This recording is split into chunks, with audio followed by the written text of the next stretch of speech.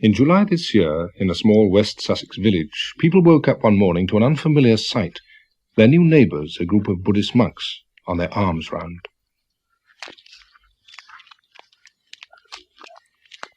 Their order has existed in the East for 2,500 years, and they've come to England now in response to a growing interest here in Buddhism.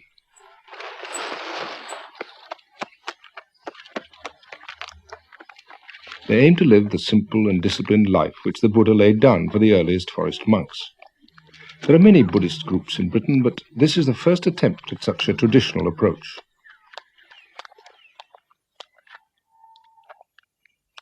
They have to follow 227 rules which govern every aspect of their life. The rules provide them with a framework for developing spiritual insight and what the Buddhist scriptures call loving kindness towards all creation.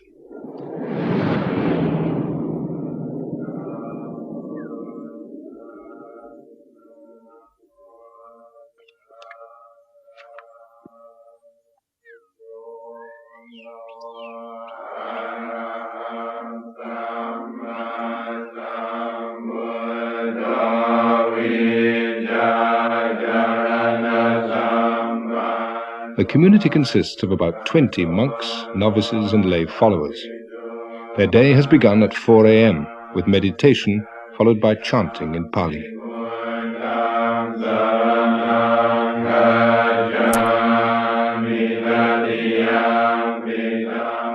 But very little of their day is taken up with ceremonies. They've just moved into a derelict Victorian house with a 100-acre forest nearby. Their first task was to clear up all the debris and make it habitable. Monks are trained to be content with little. They eat only one meal a day. They don't listen to music, watch television or read novels. They have to remain celibate and they are permitted few possessions. Their aim is to be free of everything which might distract them from their main task, putting into practice the Buddha's teaching about the path to enlightenment.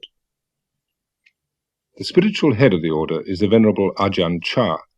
He has come from Thailand for a few weeks to lend his support to the new sanctuary. Many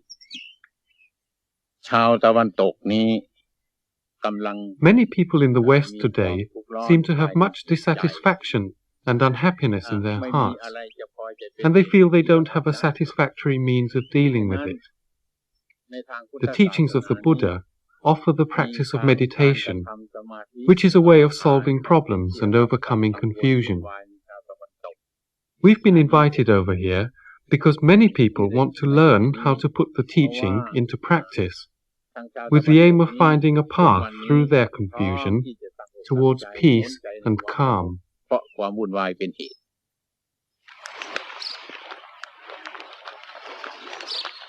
But how is all this going to go down in West Sussex? For hundreds of years, Western Christians have exported their religion. Now, for the first time, the West is on the receiving end.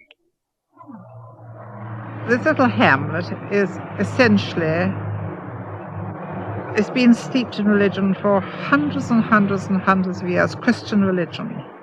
We have this little shepherd's church, we always sort of call it, I suppose it was a shepherd's church, which is in the Domesday Book. And you have the old manor, which was originally an abbey. Even the ground, I would say, was steeped in Christianity. There were just a few people, but they all mind. They do mind terribly. Not that one's anti-anything at all, but this is absolutely alien to the locality. It's an intrusion, it's an invasion. They're all coming from outside. One doesn't know whether they're English, where they come from, anything about them. And they're all searching for something. We've got what we want. I mean, we've only got to look out of this wonderful world, and here we've got a God. Always have had a God. Well, we're not at all anti the monks. I mean, in this godless world, anything that has some sort of spiritual content, which we think they have, is better than nothing. I mean, what is there against them, actually?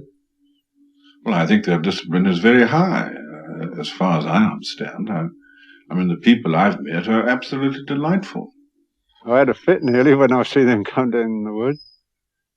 I looked up as I was working, and I, good Lord, what's this coming? but I didn't know they were around, so I got talking to them and found them very friendly. Well, I think it's all right, provided they keep themselves. They won't do us any harm. Right? I don't know what they're doing now. They're searching for food. Yes, I disapprove of that, frightfully. I reckon these people can get their own. That's what I feel. I've been about too long, I think. The hardest point for the monks to get across was why they went on their traditional alms round. Were they just scroungers, or was this a vital part of Buddhist practice? To try to explain this and many other points, soon after they arrived, they held a meeting in the village hall. A film was shown on their parent monastery in Thailand, where most of them were trained. These monks in northeast Thailand are on piṇḍapāta, the daily dawn walk to receive their food offered by the villagers.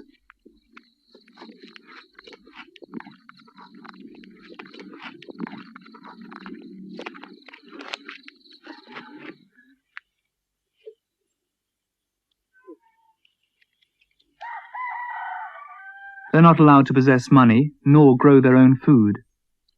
This ensures their total dependence on the lay community, so they can't cut themselves off in a spiritual cocoon.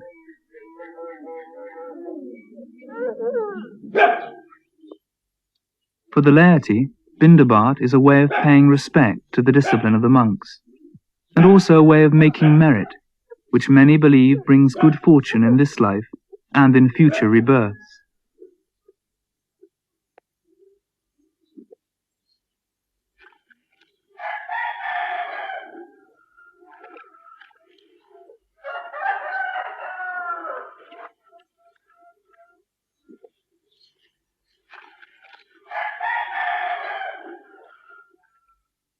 Rumours in the Sussex village had been rife.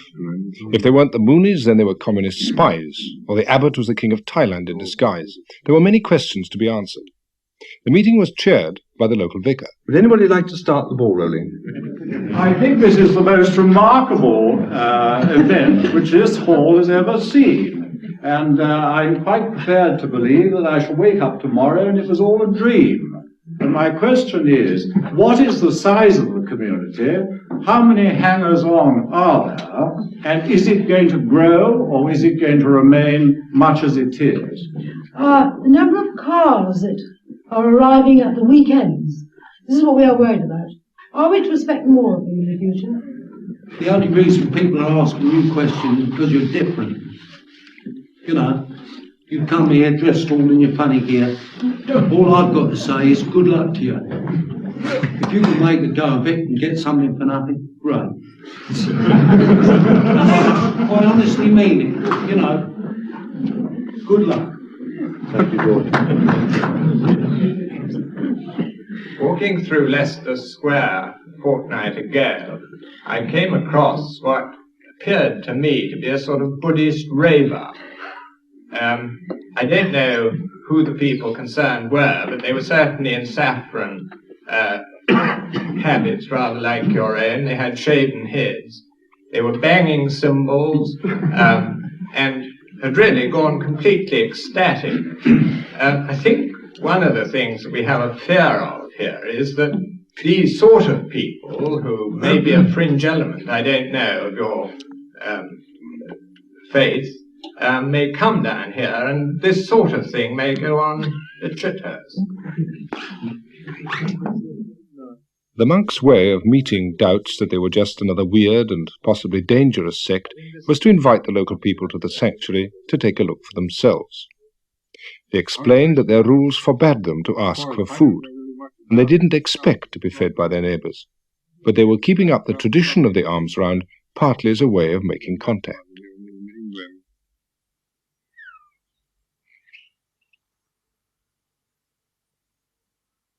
Their one meal a day has to be eaten before noon. Part of their food will be grown by their lay helpers, and the rest will be donated by Buddhist supporters from further afield. Today it's been given by the Hampshire Buddhist Society. This temporary dining room was provided by their chairman, who owns a marquee company. You don't have to be a monk to be a devout Buddhist. You can lead an active business life, provided it's not an immoral one.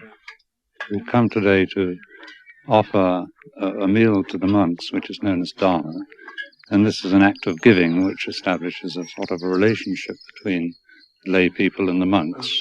And it's not, as is often thought, a case of just giving something to gain merit, but ideally, or in the perfect way, giving dharma is a case of giving a little bit of oneself, and so it's in keeping with all the basic Buddhist teachings of the dropping ones he gave. I've been asked why I'm Buddhist.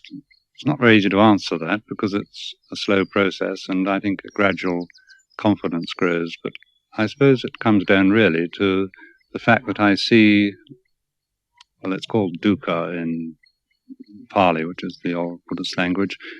Probably I understand it as dis-ease, imperfection or suffering, and I see this in others, but more importantly in myself. And I'm of confidence that the Buddhist way of practice is a way of doing away with it gradually. But probably more important than a sort of an intellectual motivation is the fact that I meet monks. And I think in all cases the ones that I've met have been wonderful examples of the result of the training, the sort of fruition of it, if you like. พวกชาวพุทธทั้งหลายได้มารวมกันกระทำบุญในสถานที่นี้ Today all of you Buddhists have had a chance to come. One of the monks' main roles is to teach. The idea is that the lay people provide food for the body and the monks provide food for the mind. The sanctuary is a kind of spiritual powerhouse where people come to be recharged. So as we see all other people, we see other people's children, that we learn to love other people's children in the same way that we would love our own children. Ajahn Chah used to give pep talks of a different kind when he was a US Army captain in Vietnam, where he first encountered Buddhism. I began to practice as a layperson in the Army, and it became quite obvious that if I wanted to continue being a devout lay Buddhist, to practice strictly adhere to the training precepts that are taught and things, that just to wear a military uniform would be against those teachings. I thought if I wanted to do it 100%, that it would be best to become a monk. And here I am, 8 years later. Thanaranyabo has been a policeman, a merchant seaman, a TV engineer and a barman, but for the last 3 years a Buddhist monk. The Buddha's teaching was always intended to be flexible, and there's nothing in it which prohibits adapting to new ways, provided they don't contradict the basic principles. I'm not a very high-minded person. In fact, high-mindedness sometimes I find more aggravating than just a basic, down-to-earth approach to life. Honesty is all it's about. Trying to be totally honest about things as they are and about you as you are. Because man needs to know, apart from his job and everything, which is part of his life, men need to know who they are. Who you are and what you are, not what you're doing, what you are, is very important. And monks are concerned more with that. Because, I mean, I myself have done many things, different kinds of jobs. But I didn't know who I was. If a man gets too separated from the world or his environment, he gets ill. I think I've seen that in myself and in other people, a certain kind of alienation, loss of harmony. To have harmony, you need to know yourself. And harmony is the greatest peace and happiness. If you don't have harmony, it doesn't matter what you've got.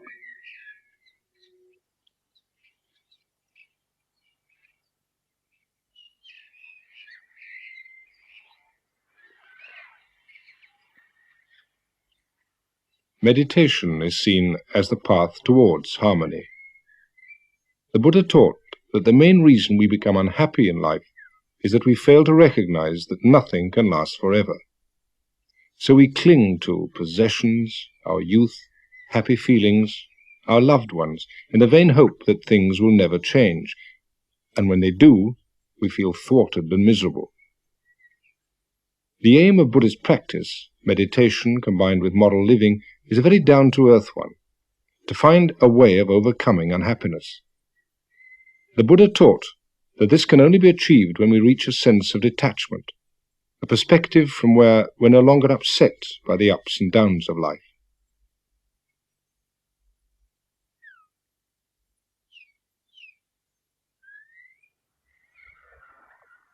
When we accept that all existence is impermanent, we begin to take things in our stride.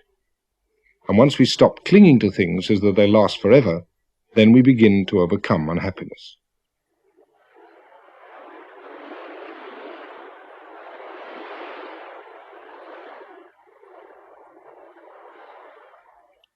So meditation is taught as a way of reaching serenity, and it's one which anybody can systematically follow.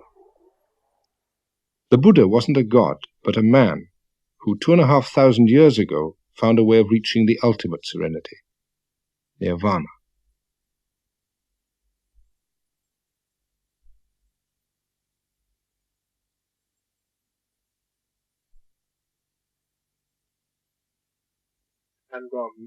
But meditation isn't regarded as something just for monks. Does your meditation include the mindfulness aspect which was taught by the Buddha? One of the first visitors to the centre was Rear Admiral Shattuck. He developed his meditation technique when he was Admiral commanding the Malayan area. I think what is significant about meditation at the present moment is the way in which it's spreading.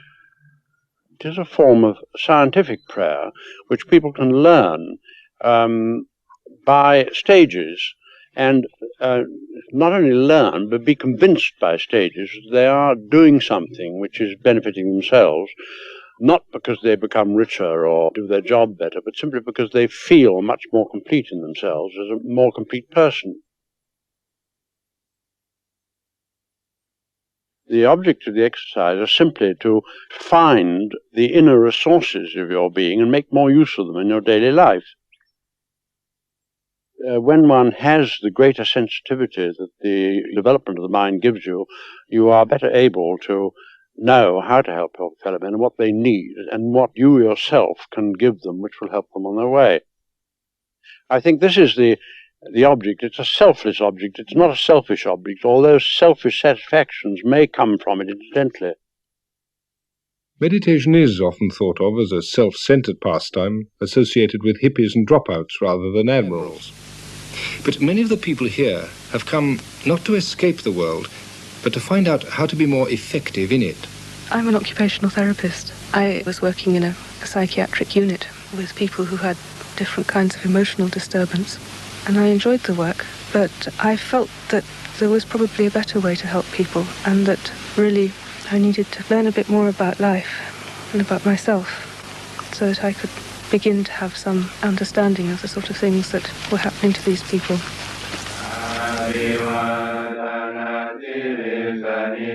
A lot of people say that the monks are very selfish, that they spend all their time working on themselves, and that this way of life doesn't really benefit anybody else very much.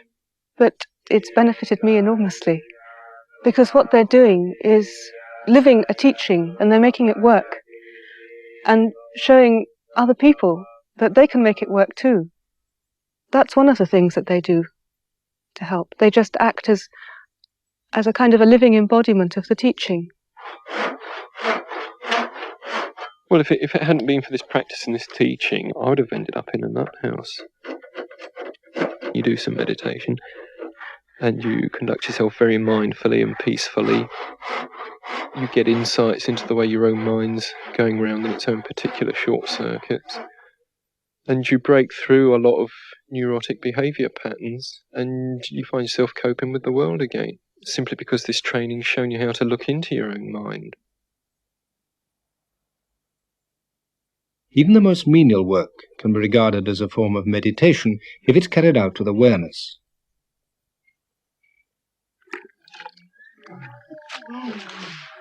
The aim of the training is to make them constantly aware of the present moment.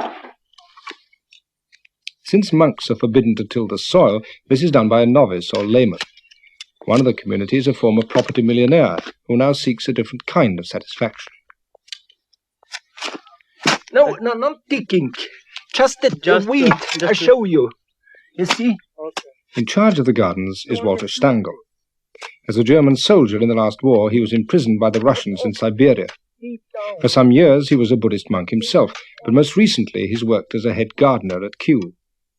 Now he's decided to devote the rest of his life to this community. You see, you take it off, put it here in. Yeah. Through Buddhism, I found out more or less, or a little bit, who I am. And I'm still discovering how little I am. Buddha said, don't believe in me, what I say. Just find out for yourself. Not believing on thinking it's this is or that this way. Stand on your own feet. Be your own explorer, your own discoverer, and see what is on. What's the meaning of life? What's the purpose to be here? Is it just the purpose here to accumulate money, property, houses and cars and all the rest of it? I don't think so. There must be something else. And I feel Buddhism is coming more and more to Europe. We are tired in this saying, believe in me and follow me. Now this Buddhism is coming to waken up people, to find out for themselves, what is it?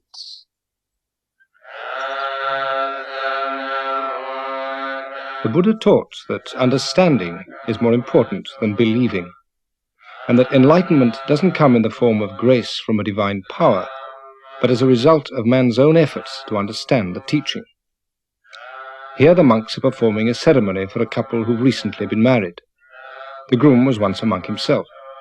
There's no dishonor in having disrobed, since Buddhists accept that all states are subject to change.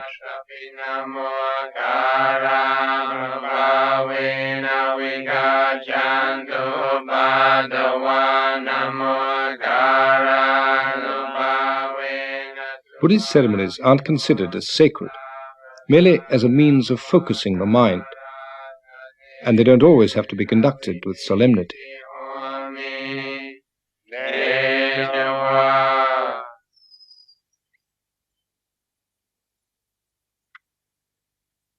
At the end of the ceremony, they tie a thread as a gesture of good luck. Even the cat benefits from the ritual sprinkling.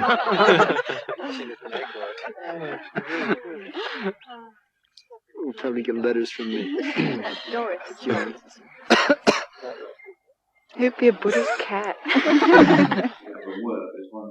Soon after their arrival, the monks were visited by 3 senior members of the Anglican clergy. The local rural dean is Canon Hayman. Could be asked why you come from another culture wearing the particular robes that you do wear into our society, which has a long, rich tradition of spirituality and meditation. When I was asked to come to England, people would say, are you going to wear those robes? They'll only repel people. People will think you're some kind of hippie or freak, and that it will not help Buddhism at all. You should dress for the particular cultural setting you're going to. And then we reflected on this for a while, and we thought, but yet this is only a matter of opinion. It has to be tried first, because symbolically these robes have a tremendous amount of value, and the color, the shaven head, and all these are symbolic of those who leave the home life or the homeless life. Like shaving the head is a way of saying I'm giving up the worldly life, because hair can be a great sign of vanity and attraction. But we're not here to criticize or to fault find with the society, but to show by our own example a way that is possible to live in this society without being caught in the foolishness of it. But not all local Christians were so willing to listen. Pastor Carter is a minister from the Evangelical Church. Jesus said, I am the way, the truth, and the life. No man cometh unto the Father but by me. I am the door. And what's happening? All these false religions are coming in from the East. False cults are coming in from America. We're dabbling in the occult, and this is not the answer. The answer is found in the Lord Jesus Christ. And so come back to your question. I'm sorry, and I'm grieved that England is now turning to all these false religions which are not really the answer. Buddha is dead, but Jesus Christ is alive. It is a great responsibility, but it is a joyful responsibility to go and tell all mankind about the love of the Lord Jesus Christ. Hello. My name is Pastor Carter from the Hazemere Evangelical Church. How do you do? Now, I come to you from all the Bible-believing Christians in this area, and I've come to tell you the great message that Jesus Christ loves you, and he died for you to save you from your sin, and he's living today. I was only speaking to him this morning. He's a living Lord. He's a living Lord. And I've come to... The monks willingly accepted the gift of a Bible, but they made no attempt to convert the pastor in their turn. Buddhism today doesn't try to make converts, but the monks were happy to explain their views to anyone who was interested. They were invited to the home of Brigadier and Mrs. Chatterton. I think it's very interesting that young people are turning to, if I may say so, Buddhism or that form of spiritual situation, because the Christian church hasn't got the hold that it had. I mean, it's only 11% of 52 million people. Yeah. It doesn't grip, does it? Doesn't seem to, no. No, that's the point. We see religions, any religion, as a convention or a tool or some kind of vehicle which we use in order to transcend the worldly suffering, the cycle of birth and death, in order to be one with the ultimate truth. And I think in Christianity, maybe the conventions they use, the words are different, the way they talk, but it all is pointing in the same direction, at that which is, say, beyond description, that which we call immortal, or beyond birth and death, that which is perfect and complete. Yes. We're not claiming that ours is the only true path, but it is one of the conventions that we, through our own personal practice and experience, have found very useful and beneficial. The main problem when one religion tries to understand another is the lack of a common vocabulary. This is what the local clergyman hoped to find. They showed the monks around a former Christian priory, which seemed a suitable setting for a metaphysical discussion. When you are meditating, are you having any regard to what we would call God? I'd be very shy of using the word God. I would say that it's becoming aware of the way things are, the way your mind is, the way that your mind works, but the way that all things are interconnected, interrelated. It's opening yourself up to that which is beyond your immediate knowledge and realizing there is something beyond that which arises and that which passes away, that which is mortal, that which is born and dies. But whatever that is, you can't understand it, you can't name it. What I'm worried about is that we don't seem to have a word which we can both use to describe what we're seeking. If I'm seeking ultimate truth, and if the abbot and Buddhist monks are seeking the ultimate truth, and if we accept that the ultimate truth cannot alter or be anything different, then there must be some way in which we can communicate with each other. The world will separate us, right? He's a Buddhist, I'm a Christian.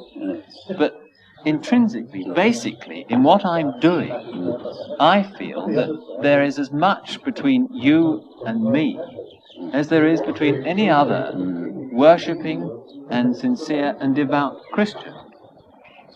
So that I can see it. Local clergymen like the Reverend Christopher Boxley feel they personally can find a meeting point.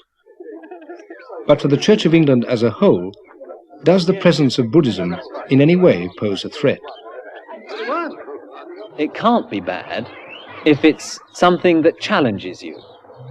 And the presence of Buddhists in rural West Sussex, which is traditionally the sort of heart of the Church of England, the challenge in itself must be something which says, well, what is this tradition? If our tradition is worth anything, the tradition of Christianity, the tradition that many of us have been prepared to die for and all sorts of things, really, what is it saying?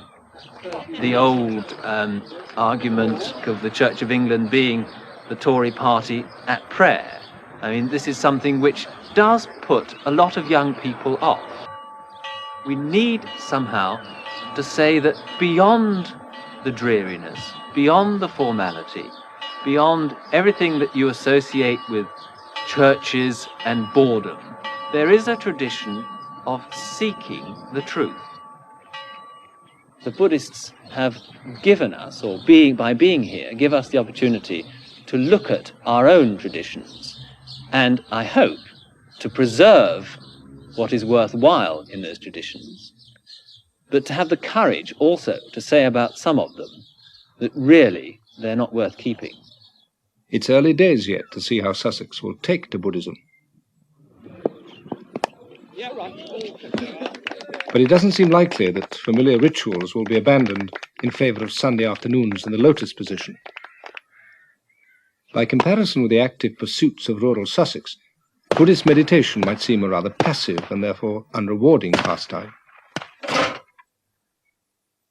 The monks don't condemn the active life, but their hope is to demonstrate to their neighbours that the most effective actions come from a still mind, and that the path to the still mind is meditation. The Buddha said, when a man attains wisdom through the teaching, he becomes serene and at peace, like a lake, which is deep, clear, and still. Many people say Buddhism is very nihilistic, which, when you look at it in terms of you, your little self, living in this vast universe, it is. It's a total annihilation in a sense. But it's an annihilation of that small-minded way of looking at the world, always from you, ego-centered thing. But that's not all there is. And when that dies, something very beautiful comes into being. And that's the side of people who don't understand when they make that accusation. And as I've seen with people who've meditated, the more they've stuck it and meditated and their self has been ground away, they just start to blossom. It's incredible. I mean, if that's death, I mean, that's fine with me. All this can never be fully understood if all we do is talk about it. Just as we can never know whether an apple tastes sweet or sour, unless we actually taste it for ourselves.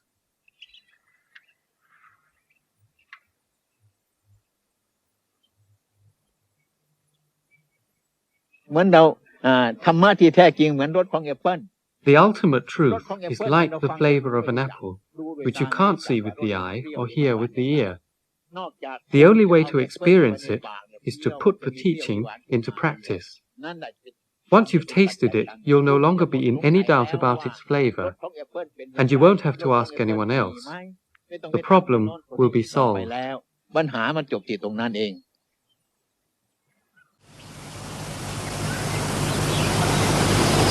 Right up. Not far enough, really.